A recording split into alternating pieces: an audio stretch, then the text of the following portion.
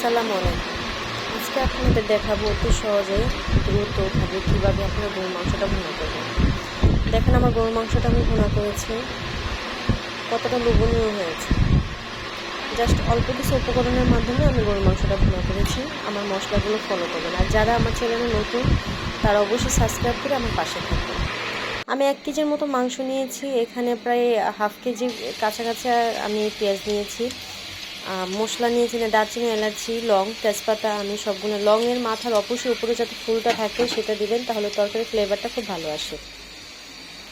Sorry, আমি তেলটা যখন দিয়েছি আমি দেখাতে পারিনি, তেলটা আমি আমার আন্দাজ মতো দিয়েছি। আপনারা আপনাদের আন্দাজ মতো কম বেশ করে দিয়ে নেবেন। আমি আদা রসুন বাটাটা দিয়ে দিয়েছি। আমি সব গরুর মাংসতেই আমি বাটা মরিচটা খুব পছন্দ করি, যার কারণে আমি মরিচটা বাটা দিই। আপনারা বাটা মরিচটা ব্যবহার করবেন, তরকারিটা খুব টেস্ট হবে এবং আঠালো ভাব হবে বাটা মরিচটা দিলেন। সাথে আমি হলুদ, ধনিয়া এবং লবণটা দিয়ে দিয়েছি। যেহেতু আমি বাটা মরিচ দিয়েছি, এখানে আমি আর কোনো ধরনের মরিচ অ্যাড করব না।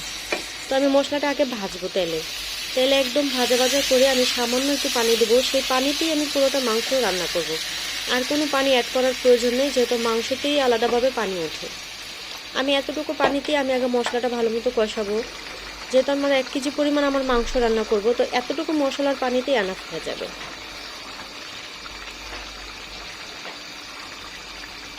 অবশ্যই আমার রান্নাটা ফলো করবেন, আপনারা রান্না করে খেয়ে দেখবেন, অনেক টেস্ট হয় এই ভুনাটা। আমি এখন নেড়ে চেড়ে এটাকে ঢেকে দিব। ঢেকে দেওয়ার পর আমি কিছু মশলা আমি রেডি করব।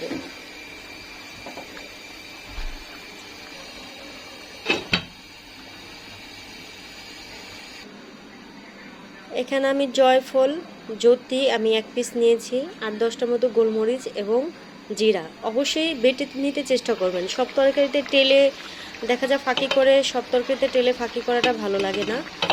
বেটে নিয়ে তারপর তরকারিতে দিলে সে তরকারিটা খুব টেস্ট হয়। এই যে আমার মশলাটা বাটা হয়ে গেছে, আমি এটার সাথে এখন অ্যাড করে দিব। আমি কিন্তু এখানে কোনো ধরনের পানি অ্যাড করিনি, এইটার পানিতেই মাংসটা পানি উঠছে, আর আমি কিছুটা পানি দিয়েছিলাম আগে কষানোর সময়। তো এটা আমি ঢেকে দিব 10 মিনিটের জন্য।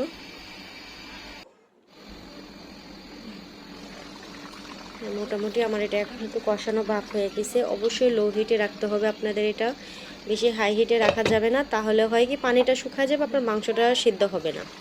যেহেতু এটা গরুর মাংস, এটা সিদ্ধ হওয়ার প্রয়োজন আছে, আর যেহেতু আমি আবার দ্বিতীয়বার কষানোর পর পানি অ্যাড করব না, তো আমার লো হিটে এটা রান্না করতে হবে।